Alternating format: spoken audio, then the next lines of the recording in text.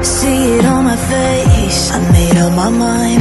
Not another day, you're on borrowed time.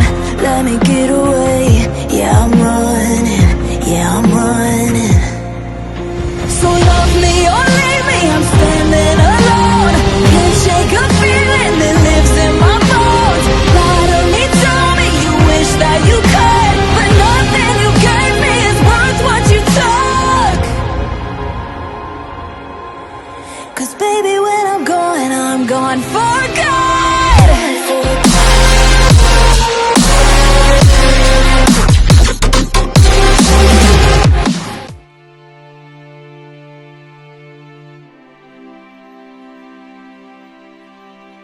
Melanjutkan dari kisah sebelumnya.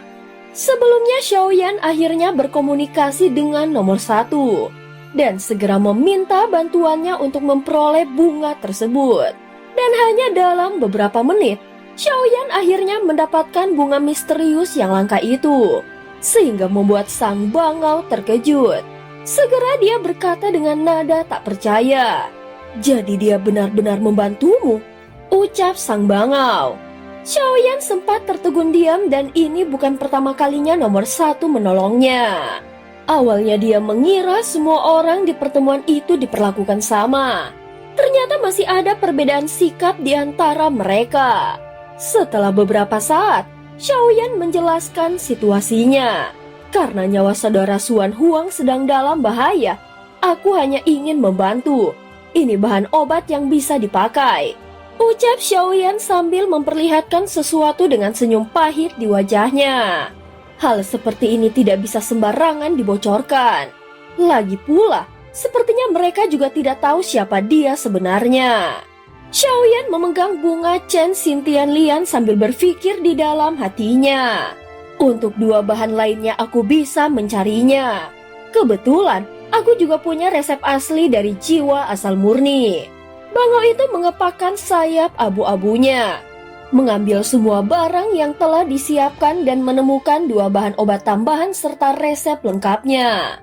Air spiritual langit ke-9 dan batu 10.000 tahun. 2 bahan langka itu, gumam sang bangau sambil menatap kristal yang berisi cairan bening. Baiklah, mari kita mulai.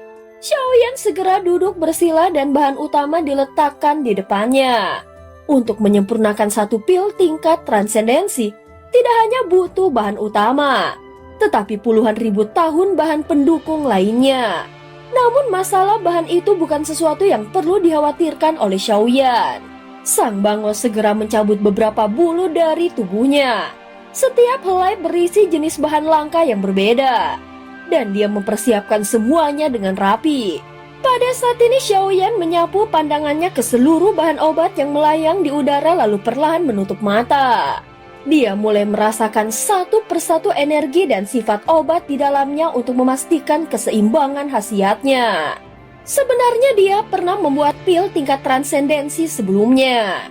Jadi kali ini tidak akan lebih sulit daripada saat dia meracik pil yin yang ibu dan anak.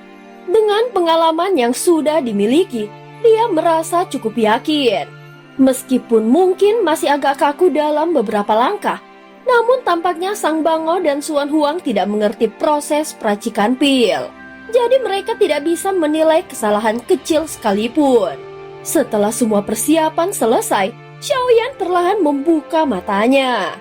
Api berwarna merah keemasan menyala di tubuhnya dan dia segera mulai menyempurnakan ribuan bahan obat di hadapannya. Proses peleburan berlangsung mulus tanpa satupun kesalahan urutan. Bagi Xiaoyan yang memiliki jiwa tingkat roh suci, hal ini bukanlah masalah besar. Justru yang paling sulit adalah 3 bahan utama.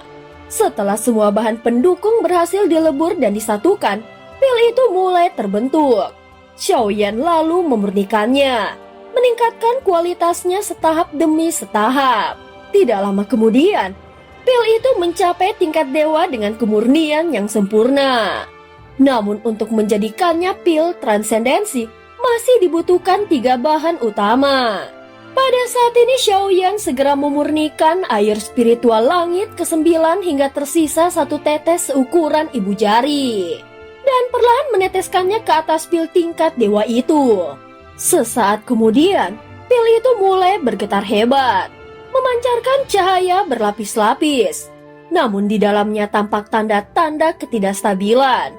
Begitu Xiaoyan sedikit mengendalikan api, pil itu pun kembali stabil hingga berhasil menyatu untuk pertama kalinya.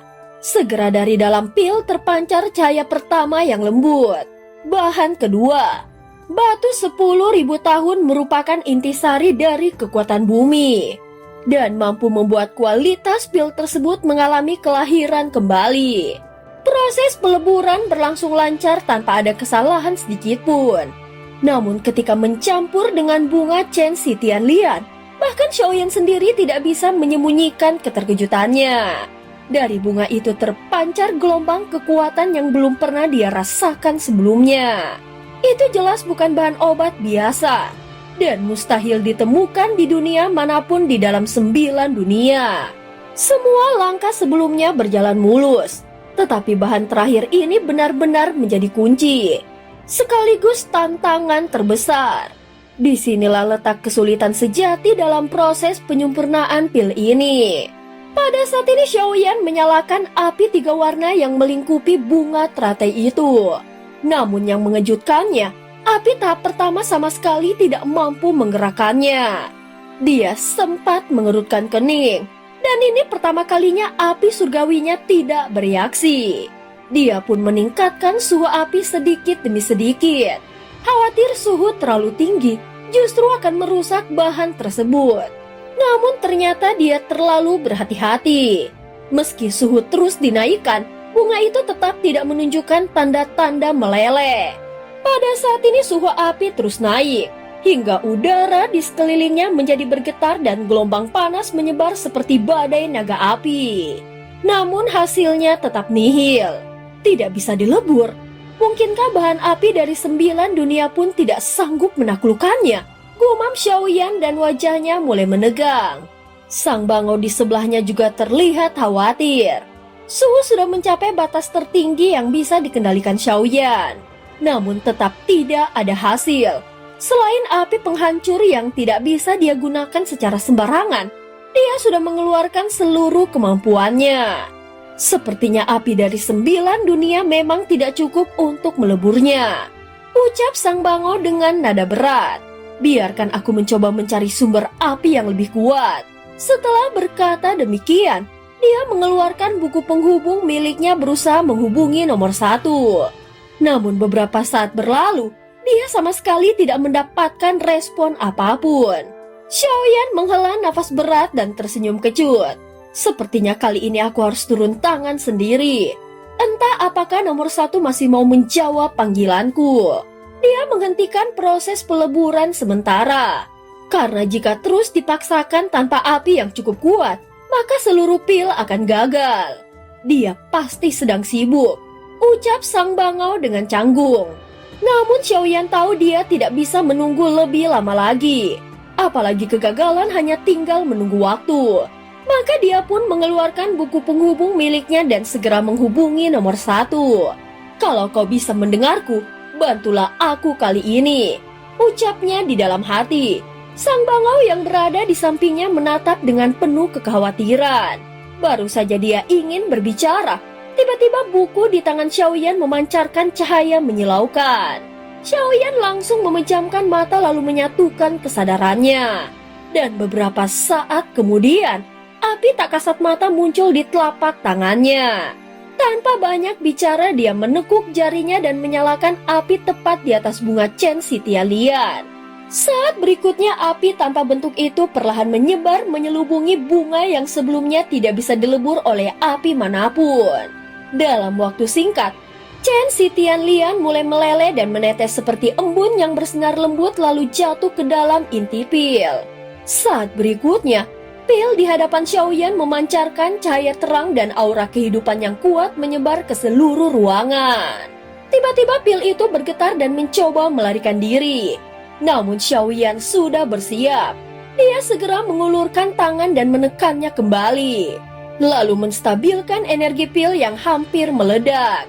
Dibandingkan pil yin yang ibu dan anak, pil jiwa murni transendensi ini memang sedikit lebih mudah. Tetapi tanpa bantuan nomor 1, mustahil aku bisa berhasil. Gumam Xiaoyan dengan pelan. Sang Bango di sampingnya masih tertegun. Matanya berkedip dan wajahnya penuh pertanyaan. Kita ini, hubungan kita sebenarnya bagaimana? Tiba-tiba Sang Bango bertanya. Pertanyaan itu membuat Xiaoyan sangat terkejut. Dia hanya tersenyum dan mengibaskan tangannya melemparkan pil yang sudah jadi itu ke arah Xuan Huang yang segera menelannya. Hubungan kita tentu saja baik, jawab Xiaoyan sambil tersenyum. Kau telah banyak membantuku. Aku sungguh berterima kasih. Kemudian Xiaoyan menatap Sang Bango dan menangkupkan tangannya. Terima kasih atas bantuannya. Di kehidupan sebelumnya, kita adalah teman, ucap Sang Bango dengan sungguh-sungguh. Aku tidak mewarisi ingatan kehidupan itu, tetapi aku sudah bisa menebaknya. Terima kasih untuk segalanya, jawab Xiaoyan dengan tenang. Kalau begitu, bisakah kau katakan padaku apa sebenarnya hubunganmu dengan nomor 1? Apakah kau pernah bertemu dengannya? Tanya Sang Bango dengan tatapan tajam. Xiaoyan sempat terdiam lalu mengerti apa maksudnya. Bagaimanapun, ketika Sang Bango mencoba menghubungi nomor 1, dia tidak mendapatkan jawaban. Namun begitu Xiaoyan melakukannya, nomor 1 langsung merespon. Hal ini jelas menimbulkan rasa curiga di hati Sang Bango dan berpikir apakah nomor 1 sengaja mengabaikannya. Dan justru lebih perhatian pada Xiaoyan. Setelah beberapa saat, Xiaoyan menjawab dengan tenang. Aku tidak pernah bertemu dengannya secara langsung. Aku hanya bergabung dalam pertemuan ini belakangan. Banyak hal yang sebenarnya aku sendiri belum banyak tahu, jawab Xiaoyan. Tentu saja Xiaoyan tidak berbohong karena dia tahu berbohong di depan makhluk sekuat mereka hanya akan membuat dirinya ketahuan. Mendengar kata-kata Xiaoyan, Sang Bango sedikit mengerutkan alisnya. Jelas dia sedikit curiga pada tindakan nomor 1 yang hanya mengutamakan Xiaoyan. Dan cerita pun berakhir. Terima kasih udah dengerin Mihu dari awal sampai akhir ya. Please jangan lupa untuk like, comment, and subscribe. Oh ya, jangan lupa untuk beri hype juga ya. Sampai jumpa.